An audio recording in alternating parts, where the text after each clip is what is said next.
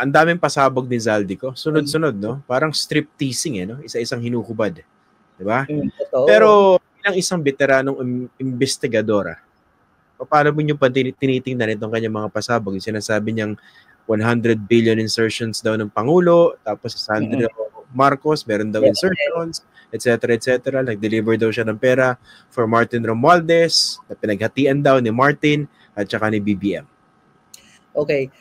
Christian, syempre ito ay base sa experience, hindi natin pwedeng agawin yung dahil marami nang mas mahusay sa atin ngayon sa linyang yan, Una, ang titingnan natin yung credibility, di ba? Para ma-determine natin ano kaya yung motive niya for saying so. Pangalawa, yung plausibility, yung parang totoo ba yung sinasabi nito, At ang unang nag-struck sa akin nung yung sinabi niya, wala pong naiwan sa akin. Kasi Christian, di ba? Parang pag inisip mo na ginawa mo yung ganyang katinding risk na gawain, di ba? Nag-deliver ka ng pera, you went out of your way, alam mong mali yan, ginawa mo pa rin, pero walang naiwan sa'yo. Parang against human na yan, di ba? Pangatlo, yung sanang merong konting detalye. Ay, very frustrating yung pag pinanood mo, di ba? Sinabi niya, may insertion, ganyan. Pati rin si Sando, may insertion din. Ngayon, medyo deceiving ito Kasi para doon sa init ng mga nagmamasid at nakikinig, parang sabi ko na sa'yo, kasama siya di ba? Pero pag hinimay natin yan, halimbawa, nandun na tayo sa korte, etc., kailangan meron yung tinatawag na sa amin may audit trail, o meron ding document trail. Kumbaga sa follow the money, ina-establish mabuti yan. Kaya pag sa investigation, ang una namin ginagawa dyan parang naggagawa ka ng mock kung paano yung buong transaksyon. Okay, paano ba yung budget process? From operation, ipapadala ng presidente. Kasi mahalaga na ma-establish mo yung budget process kasi dito mo ma-determine yung parang responsibility. Yung parang bilang speaker, So, on the basis of such, aalamin natin na consistent ba yung sinasabi niya. Ang una kong observation dito ay as chair of APRO, totoo lang, nakikipag-usap ka at sumusunod sa isang undersecretary. Masyadong powerful ang undersecretary, ha? Unless na lang hindi ko nabasa ang takbuhan sa gobyerno, ang galawan sa gobyerno ngayon. Kasi mga panahon namin, malinaw na iba ang linyahan ng mga politiko, iba ang linyahan ng mga government, talaga, mga civil servants, di ba? Like halimbawa, ang DBM secretary kasi noong panahon ni Pinoy is also a politician, di ba?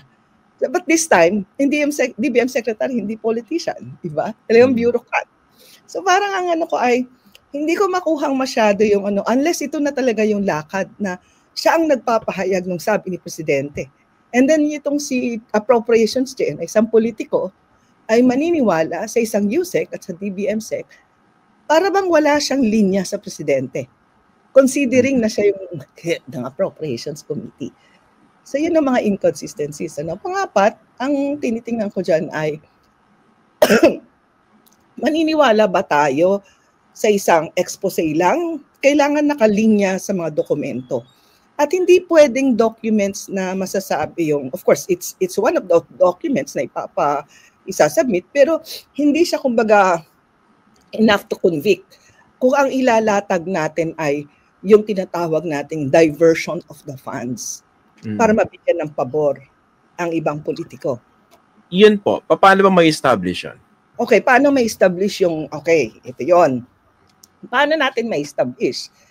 Nung unang kami pa yung nag-iimbestiga, ang una naming hinahanap ay yung tinatawag naming magkano yung budget release. Okay, ansaro, Kasi hindi naman yung tipong, may insertion siya. So para bang yung insertion ay parang cash na ibinigay? Hindi ganun di ba, Christian? Yung insertion ay parang in-increase mo lang o ni-reduce mo yung allocations. Pero wala pang cash involved. Pupunta ka pa sa budget execution. You're still in budget legislation, di ba? Yung review ng budget. Di ba? Although ang ginagawa ng iba kasi, meron daw pauna. Di ba? Sinasabi yung mga kontraktor. Sa mga corrupt na mga politiko. May pauna. Yung advance. Ongoing pa yung budget process pero nagpapaluwal na raw yung mga kontraktor. Tapos yung kabuuan nung cut ng politiko makukuha pagkatapos papirmahan kunwari yung GAA.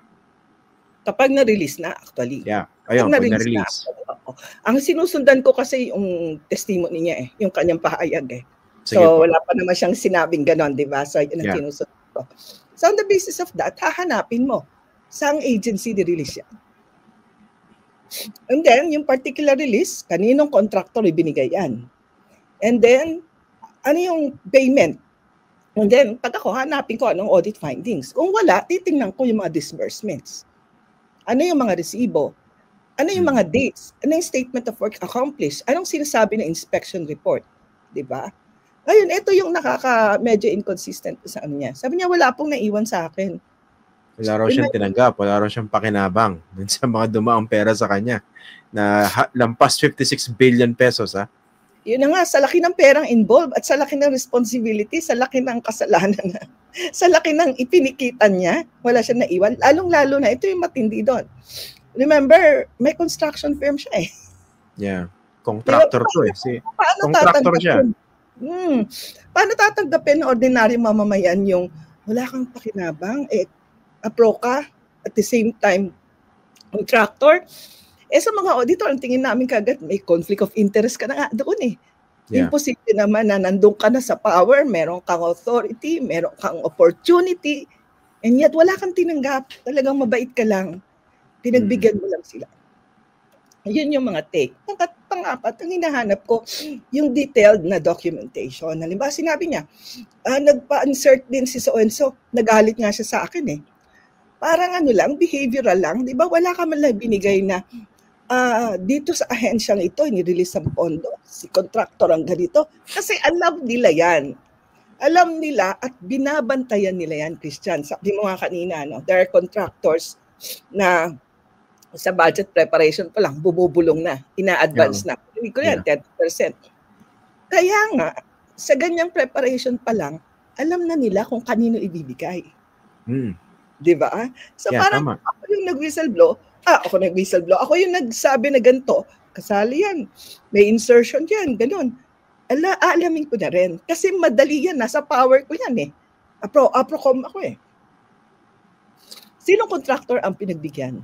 So ito yung nakukuha ko sa binabanggit ninyo, no? Kung ito yung mga pasabog ni Zaldico, sinabi niya ganito kalaki insertions. Kung talagang totoo yung sinasabi niya, sabihin din niya kung ano-ano mga proyekto rin specifically, sino yung mga contractor, and help produce those documents. Ano yung mga project na nagawa dito? Okay, saan? Oo. And then, if-follow through natin yung tinasabi natin na yung trail ng money.